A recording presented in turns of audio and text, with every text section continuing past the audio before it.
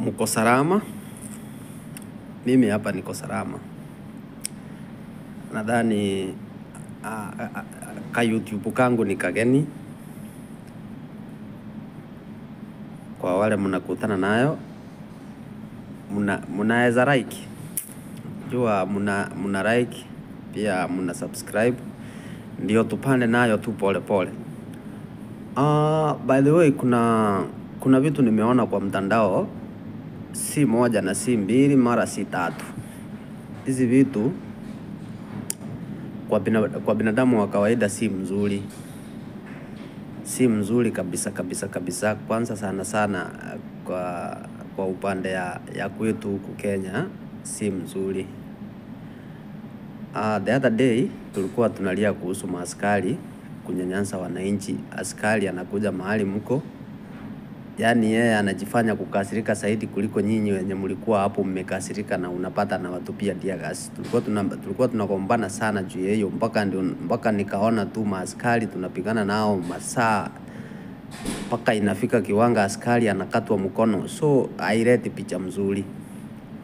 Instead askari akikuja ni ya muongeleshane, lakini sasa unajua ukikuja ukasirike mahali unapata ni kama hakuna majibu inapatikana tu hapo.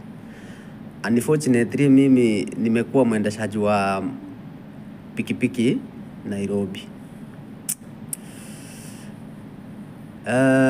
Chenye kimefanya nimeongea hii story, nilikuwa naangalia tu hapa online, nikaona kuna demu fulani hivi wakanjo amepigwa na ni kama ni mahokas wamemchapa.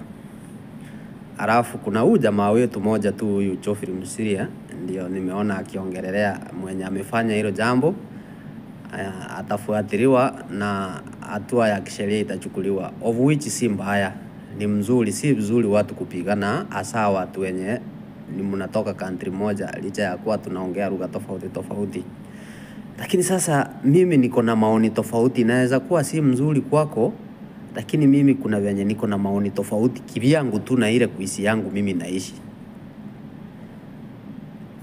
Sijui kwa nini mtu wakati hana kazi anaongeanga tu mzuri sana, lakini akishapata kazi huyo mtu anaruka, anakuwa mnyama, anakuwa mtu mwingine tofauti sana. Before askari apate kazi, ungempata tu hapa nje ni mtu tu, ungesema huyu jamani mzuri, lakini akishaingia katika hili kundi la polisi ama kundi lolote lile lenye liko kwa mamlaka, anakuwa mbaya.